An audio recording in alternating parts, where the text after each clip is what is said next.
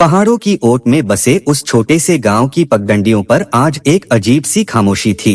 रामकिशन अपनी कच्ची झोपड़ी के बाहर एक पुरानी खटिया पर बैठा, माथे पर हाथ धरे गहरी चिंता में डूबा था।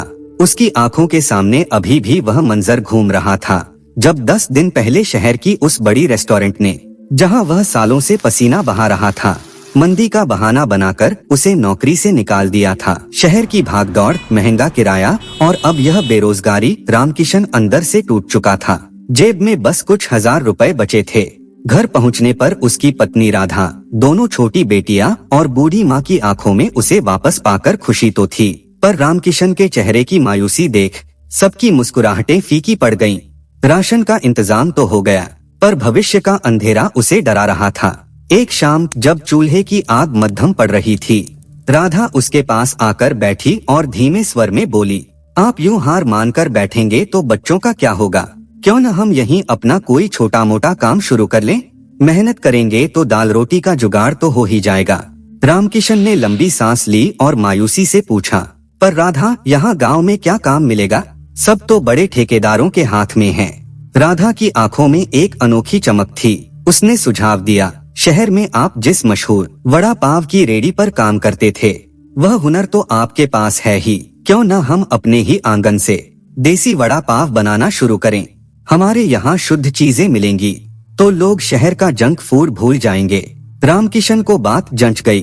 अगले ही दिन उसने अपनी बची हुई पूंजी से बेसन, आलू, तेल और मसालों का इंतजाम किया। लेकिन जैसे ही वह चूल्हा जलाने गया, उसे पता चला कि गैस सिलेंडर के दाम फिर से बढ़ गए हैं। 1100-1200 का सिलेंडर। रामकिशन का दिल बैठ गया। उसने सोचा, इतना महंगा सिलेंडर लूंगा तो वड़ा पाव कितने में बेचूंगा? गरीब आदमी तो खरीद ही नहीं पाएगा। तभी राधा ने एक रास्ता निकाला। उसने घर के पीछे पड़े पुराने पत्थरों से एक धुआरहित मिट्टी का चूल्हा तैयार किया। रामकिशन ने सूखी लकड़ियां और बुरादा इकट्ठा किया। चूल्हा आंगन में जल उठा। रामकिशन आलू का चटपटा मसाला तैयार कर सुनहरे वड़े तलने लगा और राधा ने सिलबट्टे पर मिर्च, लहसुन और मूंगफली की ऐसी सौंधी चटनी बनाई कि उसकी महक पूरे मोहल्ले में फैल गई। शुरुआत में रामकिशन ने अपनी पुरानी साइकिल पर एक टोकरी रखकर आवाज लगानी शुरू की, शहर का स्वाद, गांव के दाम, चूल्हे वाला देसी वड़ा पाव। गांव में चटपटा और नया स्वाद बहुत कम मिलता था, इसलिए जैसे ही चूल्हे की सौंधी खुशबू फैली, लोग खुद ही खिंचे चले आए। धीरे धीरे रामकिशन की दुकान जमने लगी। गांव के चौराहे पर श्यामलाल की पुरानी मिठाई की दुकान थी।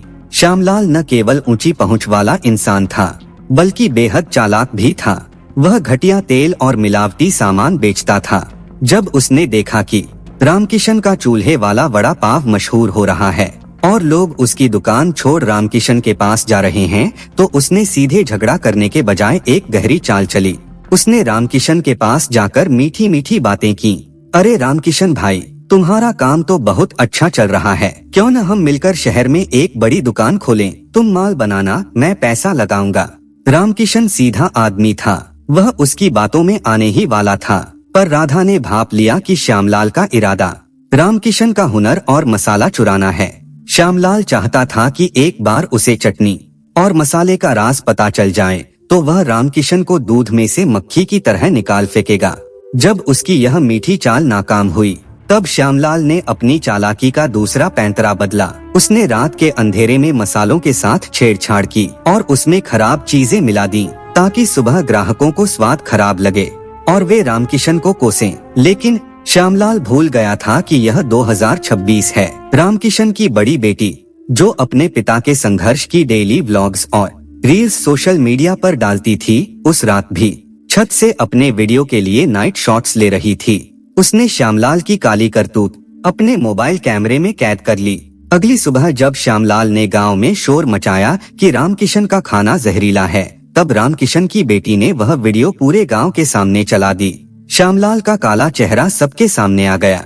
गांव वालों ने मिलकर श्यामलाल की दुकान का बहिष्कार कर दिया। इस घटना के बाद रामकिशन का नाम और भी मशहूर हो गया।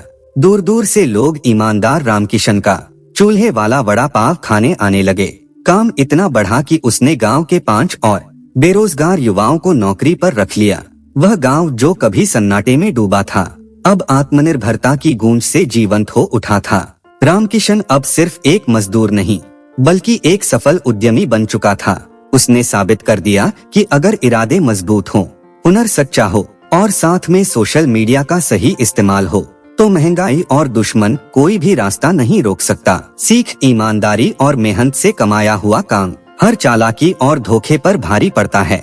अगर आपको हमारी कहानी पसंद आए तो हमारे चैनल को लाइक करें, कमेंट करें, शेयर करें और हाँ, सब्सक्राइब करना ना भूले। फिर मिलेंगे नई कहानी के साथ। अलविदा।